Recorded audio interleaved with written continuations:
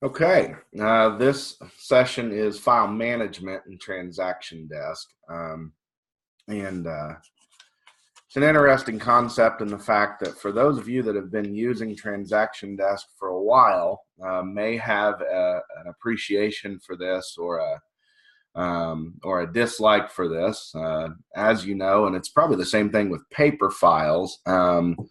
But the amount of documents and forms that we can accumulate for a particular transaction can become a little overwhelming. So that's the purpose of this session, is talk about maybe some better ways to manage that and to categorize those and put those in folders. So I've got an example here of just a sample transaction. So I'm just in transaction desk, and here's one I've pulled up. And for the sake of example, I have loaded a bunch of documents into the documents folder. And we'll pretend, now in this case, these are signed. So first of all, let's start there. So we'll see that these are my listing agreement side. So I've got my exclusive right to sell contract, my lead-based paint, and my information hazards, and probably someplace my real property disclosure. Yeah, it's down here. So those were listing docs. But if you'll remember from other classes that we've talked about, you can use, and you're encouraged to use, the same transaction on the sale side, because all that information is here. And so that's exactly what I've done with this transaction. Now, I don't actually have these ones that are signed, but it's the form, so it's the same thing. But you'll see I've got my purchase contract, and I've got my lead-based paint, my radon brochure that I sent out to my potential buyers, and I've got a residential inspection addendum, and there's even a counter offer in here, so evidently our first offer didn't go. Then I've included some other things, just so you know. I've included, like, evidently there was a home inspection, and on this one, and someplace up here, here's a copy of that home inspection, and I've got even a picture of maybe some foundation cracks that I wanted to make sure I had part of my work file. And then there was a repair addendum down here, and you know, maybe it needed a roof too, and here was a roofing estimate for that. And then thankfully, you know, we would get to closing, and maybe you even want to put your closing documents in there. So I included like a HUD 1. But this can become overwhelming, you know, as we begin to get 20 or 30 plus documents in here, or sometimes, and something I didn't show today, is maybe it's even separate copies, you know, with changes or amendments of the same document. So, you know, something was wrong on the disclosures, so we had to redisclose. Well, you don't want to get rid of those original disclosures, but you know, we want to have a new set of disclosures as well. And so I'll demonstrate that for you. But primarily we're talking about documents, and unfortunately we don't have the same options in forms, but I'll kind of talk through some things there as well that you can do when you're done with those things. So what I'm going to do for my documents pane here is I'm going to break these up into some groups, and this is what we're talking about for file management. So up here under the add button, I'm going to hit create new folder. So we're going to do it for folders, and I'm going to call this my original listing doc, or my original listing docs, or just listing docs. Whatever you want to call it is fine. So I've made this folder, and you'll see that it will show up here at the top. And then I'm going to put my listing docs in there. And to do this, I'm just going to select the circle beside them. Now, you don't have to do them all at one time. You could do them individually. I don't know, somebody asked me the other day, and I forgot to look. I don't believe you can drag and drop them, but we're going to select them here.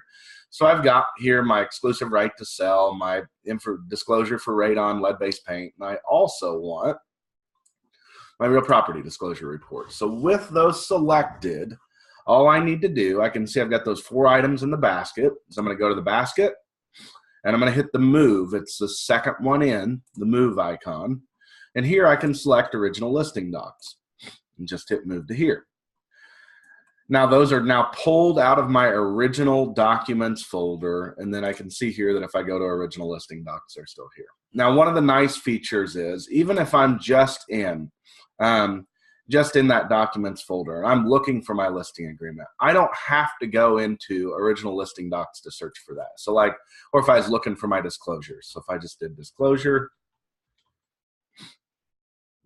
should pull up. Maybe I have to click it there. Disclosure, what's it called? Disclosure report. Oh, all of my disclosures pulled up there. So yeah. But you can click into those for the folders. It's showing you that there's some folding or showing up in there.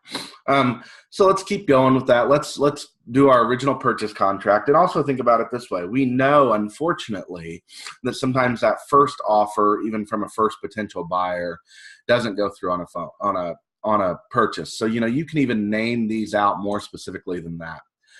So like in this case, I'm going to add a new folder. And I'm going to call this my potential buyer's last name. So I'm going to say Smith purchase agreement or purchase contract.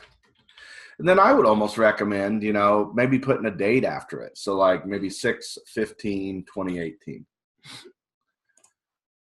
So this was the Smith purchase contract. 6/15/18, and maybe here, if I had them sign them, maybe there's their lead-based paint and radon, and there's their inspection addendum and purchase contract, right? And let's see, their residential inspection addendum, and we'll say that one had a well and septic, and so we'll do that there as well. And so again, those are in my basket. I'm just going to select here and hit move. And I'll move those to Smith purchase contract. Now, let me show you something else here. You can have folders within folders if you want that. So we'll say the Smith purchase contract, the original purchase or the original agreement didn't work out, but they had a counteroffer they put in there. Well, sure, we could put the counteroffer here, and that may be what you choose to do. But if you had multiples or you wanted them separated out, however organized you want to be, we could call this counteroffer. Let's say it came through on 6/17/18 or whatever date you wanted to choose with it. So I'll do counteroffer, and then I'm going to come here back to my home and grab my counteroffer for that one. Just go to my basket and hit move. Notice I'm in Smith here if I wanted to put it there, but then I'm also going to put that in the counteroffer right here. And you'll see it's starting to clean this up. Hopefully at some point, I don't know, you would have to make the decision here, but, whenever we get through home inspections and we're going to closings, I don't know if you want to put that in a subfolder of like the Smith purchase contract, or if you wanted to put that, in a separate folder out here as far as closing docs or whatever goes. That's just a personal decision on your part. But I'm going to make a folder here to create a couple things in, and I'm going to call this one, right? Home inspection, maybe issues and repair. Repair addendum. Again, maybe put a date after it. I don't know. So I've got this home inspection issues and repair addendum, right? And I'm going to do this foundation crack, and this is something neat to show you too. So this is literally just a picture I found. So this is, maybe kind of odd, but hey, you want to make sure your potential buyer, you've talked about it, but you want something in writing. You want them to maybe even sign something, an AuthentiSign. We can do that with pictures. And actually in a class that tried to hold on Wednesday, but it didn't work out well. So it's going to come up again, but our AuthentiSign Anything class would show you, although it's no different than AuthentiSigning any other document or Excel spreadsheet, but the ability to take something like a picture, and in this case, this is just a JPEG, right? And deliver that through AuthentiSign with some other things. And, and what I was going to show on Wednesday, and we'll show when we redo the class, is, hey, we're just going to throw a set of initials and a date or signature out here on this picture. And, and that's just the big what if, the big just in case, that buyer or seller, potentially would come back on you as an agent for protection that is saying, hey, no, I knew about that crack, right? So we'll do that. But in this case, we want to put those in the home inspections, issues, and repairs, or I'll show you some of these other ones. We've got here I just added in, this is literally just the, the 40-page or whatever home inspection report. Obviously for not the same property, but I just pulled in a home inspection report here. But, if you've got a copy of that and just for your protection, you want someplace to keep it, we'll do that. And maybe, here's our repair addendum down here. Once it's signed, for whatever they're requesting, that's fine. And here I even had, I'll talk about this one in a minute. So let me move these.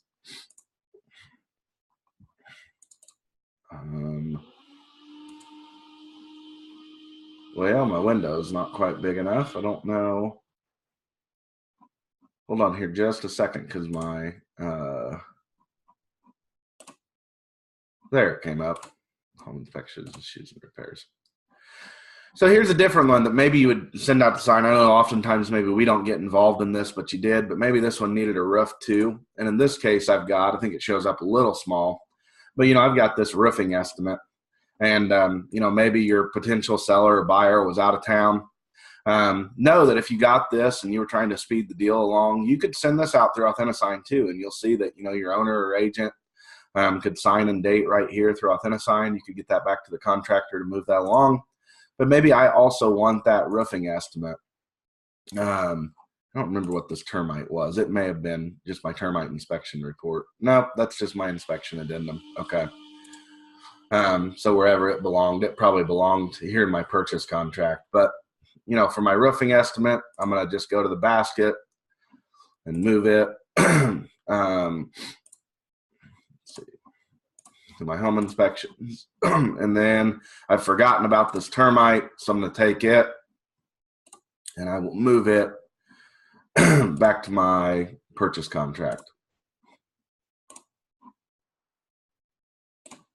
Okay. The last thing I have here is my HUD one. I know that there's some other documents, and I just didn't pull any of those in this morning, but, out of closing docs that you might want to put in here. I mean, I have people I know that are putting copies, with the purchase of the escrow checks, everything else, all within Transaction Desk. But I'm just going to go ahead and actually make it a folder out here. Maybe at this point you don't even care about a folder, but you just leave it there because we've got this cleaned up. But I'm going to call this closing docs. And here's my HUD one. It is blank, but we'll just pretend. And I'm going to move this back out to closing docs. So what you'll see here in a matter of 15 minutes is this, at least to me, is a much more organized, managed list. So now when I come into this transaction, oh, I'm sorry, I went to signings. When I come into this transaction, and I come to my documents, sure, they still all show up here and it's all searchable from here. But when I hit go to documents, I have this nice list. And so I know, hey, I'm looking for that listing agreement. Well, that's real easy. I can come into my original listing docs and find it quite easily. And what about that counter offer? Well, I know that I put that, under the purchase agreement and the counter offer.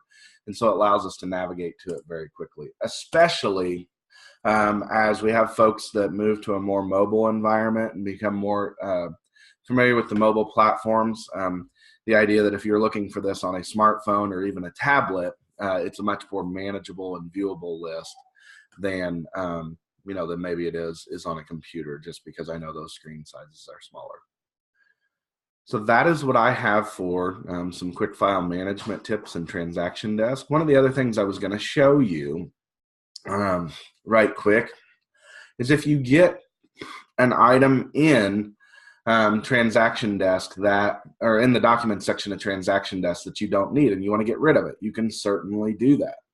So let me make a copy of something here and then I will show you. So I'm going to come to original listing docs here, and I'm just going to copy my disclosures just for an example. Let's just hit copy to folder, and I'm just going to throw that in my transaction folder. Okay. So here I've got this template. If you want rid of anything out here because you mistakenly got it over here, all you have to do is select it, go to your basket. I don't know why it says I have two things selected. I'm going to get rid of that. Okay. And just hit delete. And that'll remove it out of here. So anything you don't need, make sure you don't need it. You can get rid of by that process. Same is true in forms. Now, this will not delete the form that's already been signed or filled out from the documents folder. But this can become a little overwhelming too. And unfortunately, we don't have a way to folder out forms in Transaction Desk.